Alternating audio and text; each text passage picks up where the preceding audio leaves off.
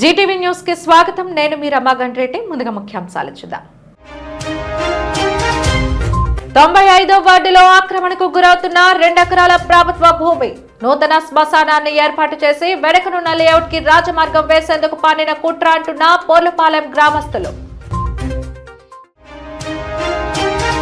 బీసీలకు పెద్దపీట వేస్తున్న కూటమి పెద్దలకు ధన్యవాదాలు తెలిపిన ఎమ్మెల్యే వంశీ.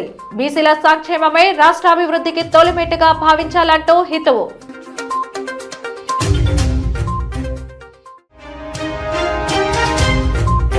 దాడులు చేసేవారు బయట, గురైన వారు జైల్లో ఉండటమే కూటమి కక్ష సాధింపులకు నిదర్శనం. అంబటితో ములాఖాత్ అనంతరం మీడియాతో మాట్లాడిన మాజీ మంత్రి అమర్. పెందుర్తి నియోజకవర్గం పోర్లపాలెం గ్రామం 95వ వార్డులో సర్వే నంబర్ 70లో సుమారు 2 ఎకరాల ప్రభుత్వ భూమి భూరాబందుల రెక్కల్లో చిక్కుకుంది. సాధారణంగా జరిగే కబ్జాలకు ఇది పూర్తిగా భిన్నంగా నూతన వరవడిని తీసుకొస్తూ నిసిగ్గుగా కారవస్తుంది. అత్యంత పవిత్రమైన రుద్రభూమి పేరిట ఈ భూమాయ వెలుగులోకి వచ్చింది.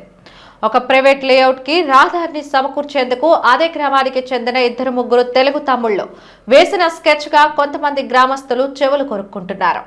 పూర్వం నుండి ఉన్న శ్మశాన వాటికతో కొన్ని ఇబ్బందులు తలెత్తడంతో సర్వే నెంబర్ 75లో సుమారు 2 ఎకరాల భూమిని కేటాయించి నూతన వాటికను మంజూరు చేయడమే కాకుండా ఇటీవల ప్రత్యేక నిధులతో దాన్ని అభివృద్ధి కూడా చేసింది జీవీఎంసీ. ఇప్పుడున్నది చాలదన్నట్టు గ్రామానికి దగ్గరలో టిట్కో గృహ సముదాయానికి ఆనుకొని మరొక శ్మశాన వాటిక కోసం ప్రభుత్వ స్థలాన్ని దున్నించడంతో ఆ భూరాబందుల పన్నాగం బట్టబయలైందని కొందరి అభిప్రాయం. ఆ ప్రైవేట్ లేఅవుట్ కి నిబంధనల ప్రకారం రోడ్డు కావాలంటే కాలాతీతం అవుతున్న నేపథ్యంలో సదరు పెద్ద మనుషులు ఆ లేఅవుట్ యాజమానితో కుమ్మక్కై ఈ విధంగా శ్మశాన వాటిక డ్రామాను తెరపైకి తెచ్చి రహదారి కోసం రాజమార్గాన్ని ఏర్పాటు చేస్తున్నారన్న పుకార్లు చక్కర్లు కొడుతున్నాయి. ఏదేమైనా నిజమైన ప్రజా అవసరాల కోసం వినియోగించాల్సిన ప్రభుత్వ భూమిని ఈ విధంగా ఆక్రమిస్తున్న వారిపై విచారణ జరిపి తగిన చర్యలు తీసుకోవాలని గ్రామస్తులు రెవెన్యూ అధికారుల్లో కోరుతున్నారు. ఆసుపత్రి ప్రారంభం నుండి ఏదో ఒక ఘటన కారణంగా వార్తల్లోకి ఎక్కుతున్న బెహ్రా ఆసుపత్రి మరో వివాదంలో చిక్కుకుంది. తన తండ్రికి జరిగిన ఓ చిన్నపాటి గాయానికి శస్త్రచికిత్స చేసే తరుణంలో మత్తు ఇంజెక్షన్ వికటించడంతో ఆయన ప్రాణాలు కోల్పోయాడని, ఇది ముమ్మాటికి వైద్యుల నిర్లక్ష్యం ధనార్జన కారణంగానే జరిగిందని 66 సంవత్సరాల వేపగుంట ప్రాంతానికి చెందిన వెంకట్రావు కుమార్తె తండ్రి కోసం విలపించిన దృశ్యాలు పలువురిని కంటతడి పెట్టాయి. గోపాలపట్నం బెహ్రా ఆసుపత్రిలో చికిత్స పొందుతూ అవసరంలోని ఆపరేషన్ చేసి తన తండ్రి ప్రాణాల్లో హరించిన వైద్యులపై తగిన చర్యలు తీసుకోవాలని మృతుడి కుటుంబ సభ్యులు ఆసుపత్రి వెలుపల ఆందోళనకు దిగారు. కాలు విరిగిందని చికిత్స కోసం వచ్చిన వ్యక్తిని విగతజీవిగా మార్చడం వైద్యుల నిర్లక్ష్యానికి నిదర్శనమంటూ కుటుంబ సభ్యులు కన్నీరు మున్నీరుగా విలపించారు. విరిగిన కాలికి ఆపరేషన్ చేయాలని చెప్పిన వైద్యులు ఆ సమయంలో ఆయనకు ఇచ్చిన మత్తు మందు కారణంగానే ప్రాణాలు కోల్పోయారని బంధువులు ఆరోపిస్తున్నారు. కుటుంబానికి పెద్ద దిక్కుగా ఉంటూ పోషణ భారాన్ని మోస్తున్న వ్యక్తి మరణించడంతో ఆ కుటుంబ మనుగడ ప్రశ్నార్థకంగా మారింది. తమను అనాథలుగా మార్చిన బెహ్రా ఆసుపత్రి యాజమాన్యంపై చర్యలు తీసుకుని న్యాయం చేయాలంటూ బాధిత కుటుంబ సభ్యులు కోరుతున్నారు.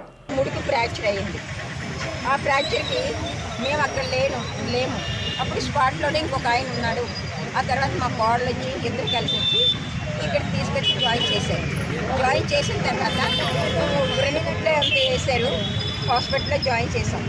శనివారం నుండి ఇప్పుడు వరకు నేను మధ్యాహ్నం వరకు కూడా ఆయనతోనే ఉండి నేను భోజనం కూడా చేయలేదు. అతనికి అలా అన్నీ అందిస్తూ హెల్తీగా ఉన్నాడు మనిషి.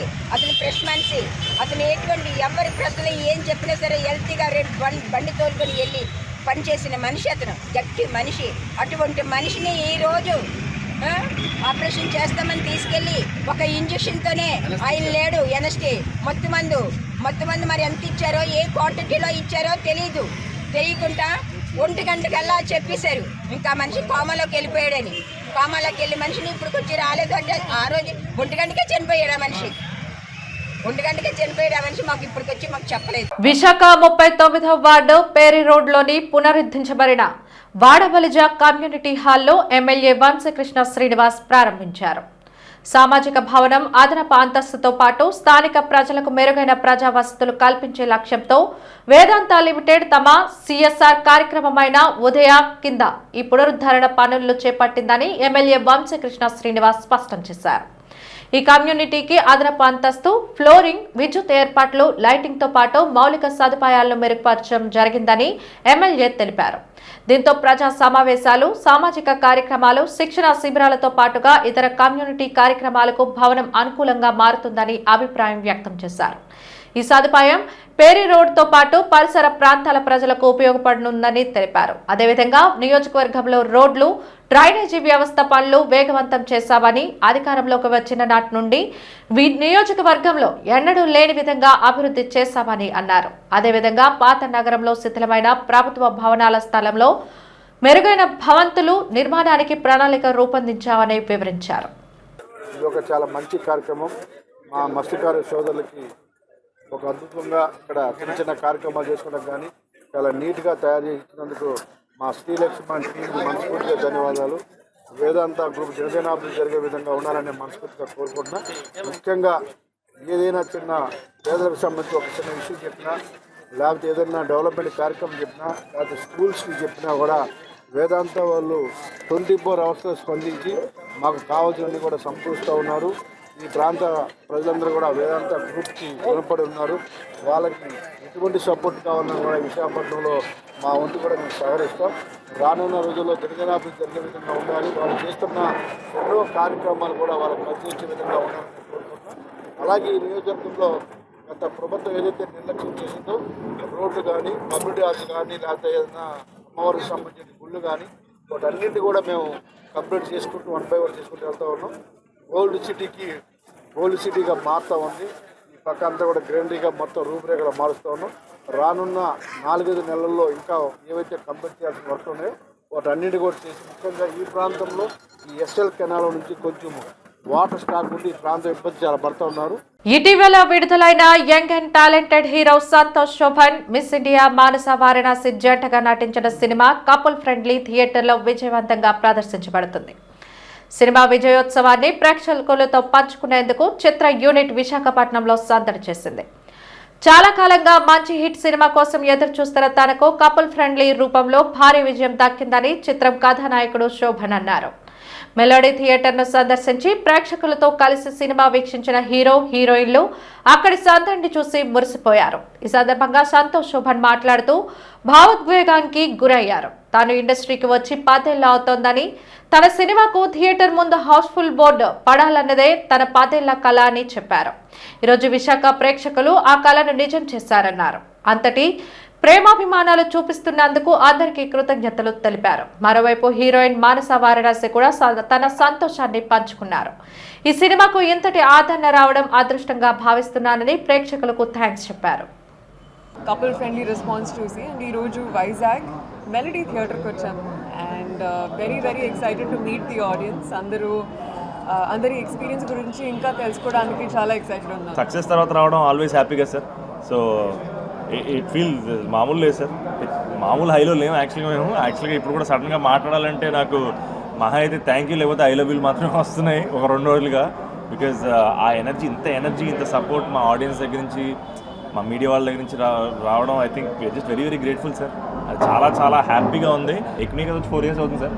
4 years కొంచెం డెఫినెట్గా టఫ్ ఫేసే సార్, కానీ బట్ అన్నీ మారిపోయినాయి సార్. చాలా అద్భుతంగా బ్యూటిఫుల్గా కపుల్ ఫ్రెండ్లీ రిసీవ్ చేసుకుని చాలా హ్యాపీ ఉంది సార్. ఈ కథ చాలా ఒక క్యూరియాసిటీ తోటి ఎంగేజింగ్గా చెప్పాలనుకున్న ప్రయత్నంలో, ఎందుకంటే సెకండ్ హాఫ్లో వచ్చే ఎమోషన్ కానీ, సరే ట్విస్ట్ అని నేను అనలేను కానీ ఎమోషను సోల్ సార్ ఎక్కడ అది, దాంతోపాటు ఒక క్యూరియాసిటీ ఉంచుతూ వీళ్ళిద్దరి మధ్య ట్రావెల్ని ఎక్కడ ఇబ్బంది పెట్టకుండా చెప్పాలనుకున్న ప్రక్రియలో జరిగింది. మనం రివ్యూలు కూడా అలాంటి రివ్యూలు ఎప్పుడు చూడలేదు సార్. 3.5లు 4లు అనేవి చెన్నైలో రావడం చాలా సంతోషంగా ఉంది సార్. చాలా పెద్ద హై సార్. అంటే 2 ఏళ్ళు కష్టపడి చేసిన సినిమా. సో మాకు నిజాయితీగా చేయడం తప్ప వేరే ఆప్షన్ లేదు. ఈ సినిమా నిజాయితీగా చేసాం. సో మేము ఏ కమర్షియల్ పరిధుల్ని మైండ్లో పెట్టుకుని చేసిన సినిమా కాదు కాబట్టి ఇలాంటి అప్రిసియేషన్ రావడం పెద్ద హై సార్. విశాఖ వేదికగా తూర్పు నావికాదళం ఆధ్వర్యంలో అత్యంత ప్రతిష్టాత్మకంగా నిర్వహిస్తున్న ఇంటర్నేషనల్ ఫ్లీట్ రివ్యూకి సర్వం సిద్ధమైంది. నగర వీధుల్లో చక్కర్లు కొడుతూ భారతదేశ రక్షణలో ప్రధాన భూమిక పోషిస్తున్న యుద్ధ విమానాలు, హెలికాప్టర్లు, అలాగే సముద్రంపై రక్షణ కాస్తున్న యుద్ధ నౌకలు తమ విన్యాసాలు ప్రదర్శిస్తూ చేసిన సన్నాహక ఫీట్లు ఆద్యంతం ఔరా అనిపించాయి. రిహార్సల్స్ జరిగినంతసేపు కూడా చూపరులను తమ కనురెప్పలను కూడా వేయకుండా వీక్షించారు. నావికాదళ సమ్మేళనంతో విశాఖ పేరు ప్రఖ్యాతులు మరోసారి ప్రపంచవ్యాప్తంగా వ్యాపించాయి. సువిశాల సాగర తీరం విద్యుత్ కాంతులతో దగదగలాడింది. సముద్రం ఒడ్డున జిగేల్మన్న విద్యుత్ దీపాలకు ధీటుగా అల్లంత దూరాన సముద్రంపై తేలియాడే నౌకల నుండి విరచిమ్మిన కాంతులు చూపరులను మైమరిపించాయి.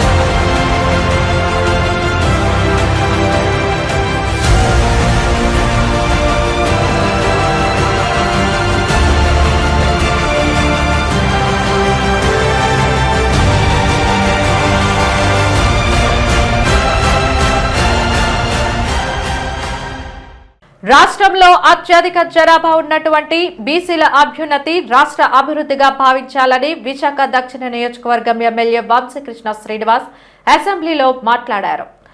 గత ప్రభుత్వంలో 56 బీసీ కార్పొరేషన్ పెట్టి వాటిని నిర్వీర్యం చేశారని, కూటమి అధికారంలోకి వచ్చాక బీసీలకు అన్ని విధాలుగా అండగా నిలిచి వారి అభ్యున్నతికి పెద్దపీట వేస్తున్న CM Chandrababu, deputy CM Pawan కళ్యాణ్లకు ఆయన ధన్యవాదాలు తెలిపారు. రాష్ట్రంలో అత్యధిక జనాభా ఉన్నటువంటి బీసీల అభివృద్ధి జరిగితే ఈ రాష్ట్రం అభివృద్ధి జరిగినట్టుగా భావించాలి అధ్యక్ష. గత ప్రభుత్వంలో 56 బీసీ కార్పొరేషన్లు పెట్టి కనీసం ఒక కార్పొరేషన్ కూడా డబ్బులు లేకుండా బీసీలని తీవ్ర నిరాశకు గురి చేసింది అధ్యక్ష, తీవ్ర అన్యాయం కూడా చేసింది అధ్యక్ష. మన ప్రభుత్వం వచ్చిన తర్వాత బీసీలు సపోర్ట్గా నిలబడి ఇవాళ బీసీలకు అండగా నిలబడినందుకు ప్రత్యేకంగా ధన్యవాదాలు అధ్యక్ష. మొన్న బడ్జెట్ కేటాయింపుల్లో కూడా బీసీలని సింహభాగాన్ని పెట్టినటువంటి ముఖ్యమంత్రి గారికి, డిప్యూటీ సీఎం గారికి, అలాగే లోకేష్ గారికి కూడా ప్రత్యేకంగా ధన్యవాదాలు అధ్యక్ష. అలాగే బీసీ సోదరులైనటువంటి మత్స్యకారులకు కానీ, అలాగే స్వర్ణకారులకి కార్పొరేషను, అలాగే గీత కార్మికులకు 10% రిజర్వేషను, అలాగే మద్యం దుకాణాలు వాళ్ళకి ఇచ్చినందుకు ప్రత్యేకంగా ధన్యవాదాలు అధ్యక్ష. అలాగే నాయ బ్రాహ్మణ సోదరులకు, అలాగే చేనేత సోదరులకు కూడా కరెంట్లో రాయితీలు ఇచ్చినందుకు ప్రత్యేకమైన ధన్యవాదాలు అధ్యక్ష. అయితే అధ్యక్ష, గత టీడీపీ ప్రభుత్వంలో కొన్ని బీసీలకు సంబంధించి కొన్ని ప్రత్యేకంగా కొన్ని పథకాలు అమలు చేశారు అధ్యక్ష. ఇప్పుడు అవి ఏమైనా అమలు చేస్తున్నావా లేదా అధ్యక్ష?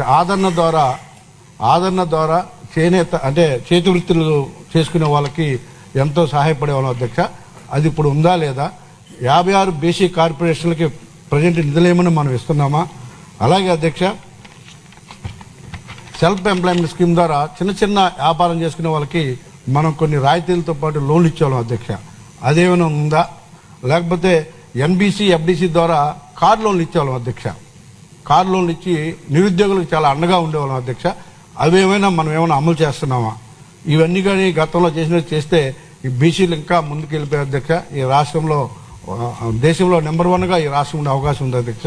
అలాంటి ఏమైనా ఉన్నాయని నేను మీ ద్వారా మంత్రిగా అడుగుతాను అధ్యక్ష. ఆస్మాతో బాధపడుతున్న 8 నెలల చిన్నారికి నయం చేసి ఆరోగ్యవంతురాలిగా ఆసుపత్రి నుండి ఇంటికి పంపించామని మెడికవర్ ఆసుపత్రి వైద్యురాలు డాక్టర్ రమ తెలిపారు. ఈ మేరకు ఆ చిన్నారికి అందించిన వైద్యంతో పాటు తల్లిదండ్రులు తీసుకోవాల్సిన జాగ్రత్తలను ఆమె మీడియా ద్వారా వివరించారు. ఈ పాప 8 మంత్స్ పాప. ఒక 2 మంత్స్ నుంచి కాఫ్, కోల్డ్, ఫీవర్, వామిటింగ్స్ హిస్టరీతో వచ్చింది. చాలామంది పిల్లల డాక్టర్లకి దగ్గరికి వెళ్ళింది, ఏవో సిరప్స్ ఇచ్చి ట్రీట్మెంట్ ఇచ్చారు. కానీ మనం ఇక్కడికి వచ్చాక బేబీస్కి కాఫ్ వచ్చినప్పుడు మనం ఐదర్ ఇట్ ఇస్ ఓన్లీ అప్పర్గా ఉందా, కిందకు ఒక్కగా ఉందా లేదో చూసుకోవాలి. ఆ పాపను ఎగ్జామిన్ చేసినప్పుడు అప్పర్ రెస్పిరేటరీ ట్రాక్ట్ ఇన్ఫెక్షనే కాకుండా బయలేటరల్ లంగ్స్లో వీజు అవన్నీ ఉన్నాయి. ఈ పాపకి రికరెంట్గా 2 మంత్స్ నుంచి అస్తమాటికి వస్తుంది. ఏదో సిరప్లు వాడుతున్నారు, తగ్గుతుంది, మళ్ళీ ఇంక్రీజ్ అవ్వడం వల్ల మనం ఆస్తమా కింద సస్పెక్ట్ చేసి పాపని అప్పుడు బాగా ఎక్కువ వామిటింగ్స్ అయ్యాయి, ఫీవర్ ఉండి కొంచెం ఆయాస పడుతుందని చెప్పి అడ్మిట్ చేసి ఐవీ ఫ్లూయిడ్స్ పెట్టి యాంటీబయాటిక్స్ ఇచ్చి ఇన్హేలర్స్ ఇచ్చాము. ఏంటంటే ఆస్తమాకి చాలామందికి ఏంటంటే ట్రీట్మెంట్ అన్నది ఇన్హేలర్స్. ఏంటంటే సిరప్లు ఇచ్చారనుకోండి, అవి కడుపులోకి వెళ్ళి కడుపులోంచి లంగ్స్లో, బ్లడ్లోకి వెళ్ళి బ్లడ్లోంచి లంగ్స్లోకి వెళ్తాయి. ఇన్హేలర్స్ అన్నవి డైరెక్ట్గా లంగ్స్లోకి వెళ్తాయి. మనం డోస్ ఇన్హేలర్స్లో మైక్రోగ్రామ్స్లో ఇస్తాం, సిరప్లో మిల్లీగ్రామ్స్లో ఉంటాయి. 1 milligram is equal to 1000 micrograms. So మనం డోస్ ఇచ్చేది తక్కువ ఇస్తాము, డైరెక్ట్గా లంగ్స్కి వెళ్తాయి. అది వెంటనే ఎఫెక్ట్ ఉంటుంది, సైడ్ ఎఫెక్ట్స్ కూడా తక్కువ ఉంటాయి. ఈ పాపకి అలాగా నిబులైజేషన్ చేసి ఇన్హేలర్స్ చేయగానే రెస్పాన్స్ బాగా వచ్చింది. 3 రోజుల తర్వాత చాలా ఇంప్రూవ్ అయింది, మీరే చూస్తున్నారు, యాక్టివ్గా ఉంది, ఆయాసం అన్నీ తగ్గాయి. ఇవాళ ప్లానింగ్ ఫర్ డిశ్చార్జ్ ఆల్సో. ఇది ఎందుకంటే ఆస్మా ఉన్నప్పుడు ఎప్పుడు ఇన్హేలర్స్ పెట్టాలి. అందరికీ చాలామందికి ఇది అపోహ ఉంటుంది, ఇన్హేలర్స్ ఇవ్వడం వల్ల అది ఎడిక్ట్ అయిపోతారు. అది కాదు, ఎడిక్షన్ అన్నది కాదు. ఈ ఆస్మా అన్నది ట్రీట్మెంట్ అన్నది ఇన్హేలర్సే. ప్రాపర్గా ఇన్హేలర్స్ అయితే ఆస్మా కంట్రోల్ చేయొచ్చు. ఇది ఎక్కువ సీజనల్ వేరియేషన్స్ ఉంటాయి, ఎక్కువ వింటర్లో వస్తుంది. ఈ చిన్నపిల్లల బేబీస్ కూడా మనం పాలౌటస్ అంటాం, పిల్లలు పెరుగుతూ ఉంటే ఆస్మా అన్నది కూడా అది తగ్గిపోతూ ఉంటుంది. విశాఖ డైరీ యాజమాన్యం పెంచిన పాల ధరను వెంటనే తగ్గించాలని సిపిఎం విశాఖ జిల్లా కార్యదర్శి ఎం జగ్గునాయుడు డిమాండ్ చేశారు. పాల ధర పెంపుదలపై ద్వారకానగర్ ఆర్టీసీ కాంప్లెక్స్ కూడలిలోని గురజాడ విగ్రహం ముందు సిపిఎం నిరసన చేపట్టింది. ఈ సందర్భంగా జగ్గునాయుడు మాట్లాడుతూ విశాఖ డైరీ లాభాల్లో ఉన్నప్పటికీ లీటర్ పాలపై ₹2 పెంచి వినియోగదారులపై భారం వేసిందని అన్నారు. పాల ధరలు పెంచడంతో మార్కెట్లో పాల ఉత్పత్తుల ధరలు పెరుగుతాయని ఆందోళన వ్యక్తం చేశారు. 2024-2025లో విశాఖ డైరీ 8.5 కోట్ల లాభం ఆర్జించగా ఈ ఆర్థిక సంవత్సరంలో 20 కోట్లకు లాభం పెంచుకోవాలనేదే దురాశతో 9 నెలల్లో 2 సార్లు పాల ధర పెంచిందని తెలిపారు. కార్మికులు పాల రైతులకు ధర పెంచినప్పటికీ నిర్వహణ ఖర్చులు పెరగడంతో పాల ధర పెంచామని యాజమాన్యం అబద్దాలు చెబుతోందని అన్నారు. ముఖ్యమంత్రి చంద్రబాబు నాయుడు జోక్యం చేసుకుని డైరీ అక్రమాలపై విచారణ జరిపించి పెంచిన ధరల్లో ఉపసంహరించుకునేలా చర్యలు తీసుకోవాలని డిమాండ్ చేశారు. పాలు ద్వారా తయారై ప్రతి వస్తువు ఉత్పత్తి కూడా ధర పెరుగుతుంది.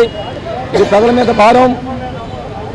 వాస్తవంగా విశాఖ డైరీ గత సంవత్సరం 8.5 కోట్ల రూపాయల లాభాలు ఆర్జించింది. ఈ లాభాలు వాస్తవంగా పాడి రైతులకు, కార్మికులకు, వినియోగదారుల ప్రధానికానికి అందించే చర్యలు చేపట్టాలి సహకార చట్టం ప్రకారం.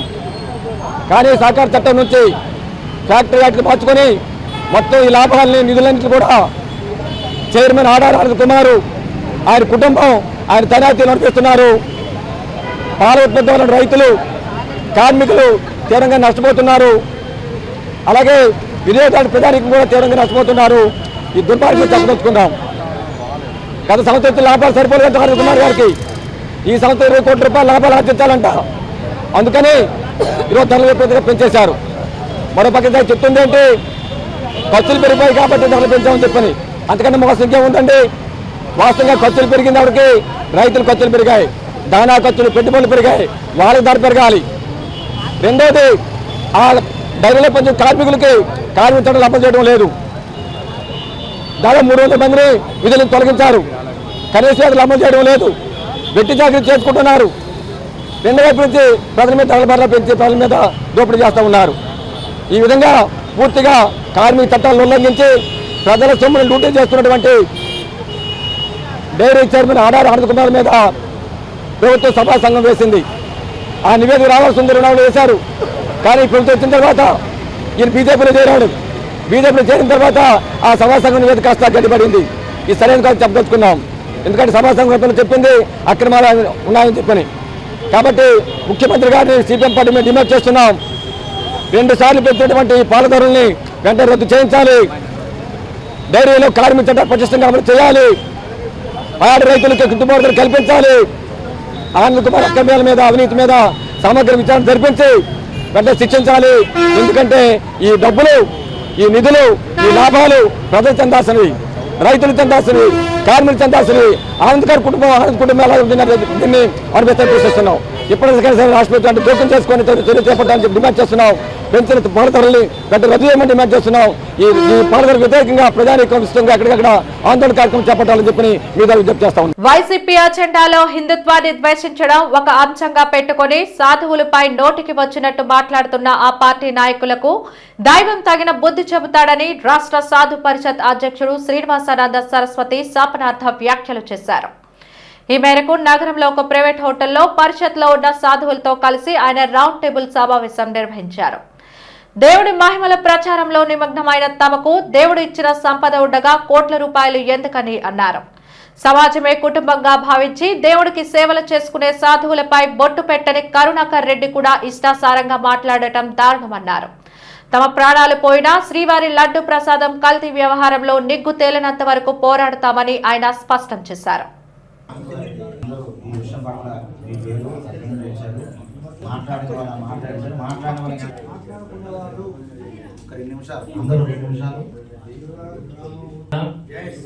జై జయ శ్రీమన్నారాయణ. ఇది వేదభూమి, ఇది సామాన్య మానవుని కూడా ఒక భారతదేశంలో మాతృమూర్తికే ఉంది. తయారు చేసింది ఏంటంటే ఇదిగో ఈ ఋషి పరిజనము, ఈ ఋషి పరివారాన్ని తయారు చేస్తే అందుకే అంటే ఎక్కడున్నా నేను పలుకుతానన్నటువంటి ఆ వెంకటేశ్వర స్వామి యొక్క అనుగ్రహంతో బ్రతికినటువంటి వాడు ఈ వేళ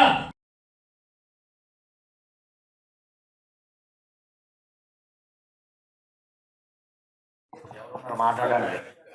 మాతాజీ ఇప్పుడే మన మాతా టీటీడీ ధర్మకర్తల మండలి ఖచ్చితంగా ఆలోచన చేయాలి. ఆలోచన చేయకపోతే, ఎంత జరిగినా ఆలోచించకపోతే హిందూ సమాజం ఊరుకోదు.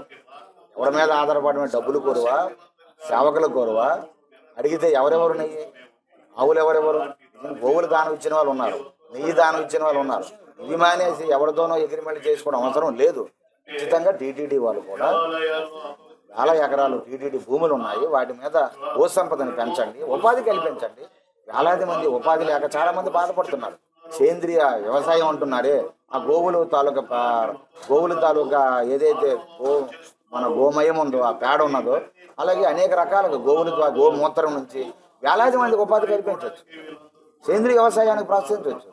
ఆ స్వచ్ఛమైన నెయ్యిని వెంకటేశ్వర స్వామి తలకాయ నొప్పి ఉండదు, అసలు ఈ బాధలే ఉండవు కదా. గోహత్యలు కూడా మరి ఉండవు. గోహత్యలు గోవులే టీటీడీ కానీ గోవుల్ని ప్రేమించి పోషిస్తే దాన్ని ఆదర్శంగా అందరూ తీసుకుంటారు. ఆ ప్రభావం తిరుపతిలో జరుగుతున్న ప్రతి పని సమాజం మీద ప్రభావం పడుతుంది. అందరూ గోవుల్ని పూజించే పరిస్థితికి వస్తారు. ఖచ్చితంగా మీరు చెప్పేది టీటీడీ వాళ్ళు, ఆ టీటీడీ బోర్డు ఖచ్చితంగా చిత్తశుద్ధితో గోశాలలు ప్రోత్సహించి టీటీడీ ఆధ్వర్యంలో గో సంరక్షణ జరిగి లక్షలాది గోవులతో సొంతంగా డైరీలు పెట్టుకొని సొంతంగా శుద్ధమైన నెయ్యి తయారు చేసుకొని ఇక వందల సంవత్సరాలలో కూడా ఈ సమస్య మీద రాకూడదు, కల్తీ అనే మాట వినబడకూడదు. అది ఉండాలంటే టీటీడీ వాళ్ళే ముందుకొచ్చి గోశాలను పెట్టి ఒక సంవత్సర కాలంలో చక్కగా ఒక మాస్టర్ ప్లాన్ వేసుకొని రాష్ట్ర వ్యాప్తంగా దేశవ్యాప్తంగా గోశాలలకి ఎవరైతే ముందుకు వస్తారో వాళ్ళకి ఆ స్థలాల్లో గోవులు ఇవ్వడం కానీ వాళ్ళ గోవుల ద్వారా ఆ గో ఉత్పత్తులు తయారు చేయడం చేసుకుంటే ఇలాంటి బాధలే ఉండవని మా అభిప్రాయం. దాడులకు పాల్పడిన వారు హుందాగా బయట తిరుగుతుంటే దాడికి గురైన వారు మాత్రం జైలు పాలవుతున్నారని మాజీ మంత్రి అమర్నాథ్ అన్నారు.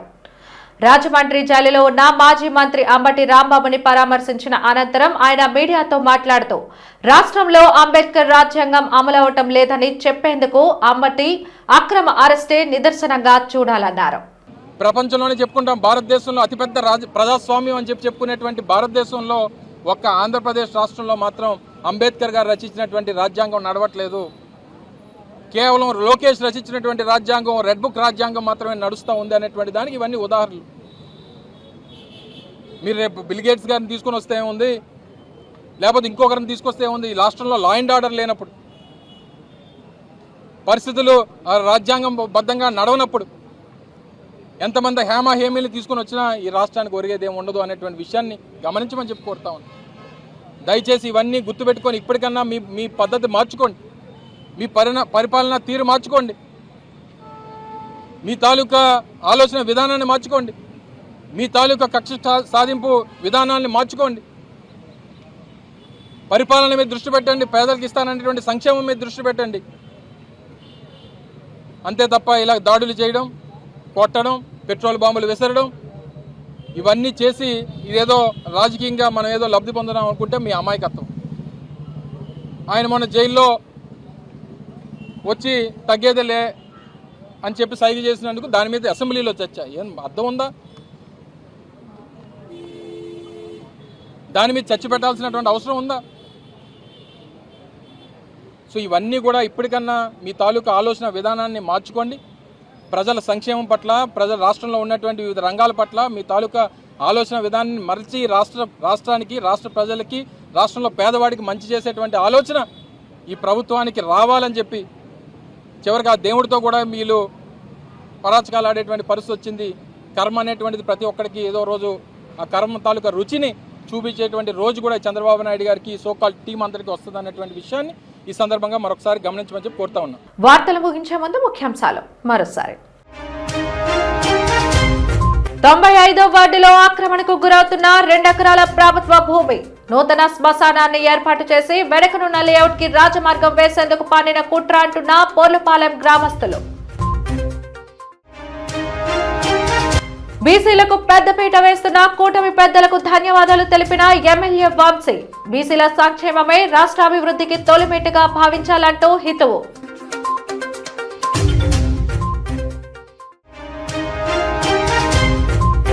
దాడులు చేసేవారు బయట, గురైన వారు జైల్లో ఉండటమే కూటమి కక్ష సాధింపులకు నిదర్శనం. అంబటితో ములాఖాత్ అనంతరం మీడియాతో మాట్లాడిన మాజీ మంత్రి అమర్. జీటీవీ న్యూస్ ఇంతటితో సమాప్తం. నమస్కారం.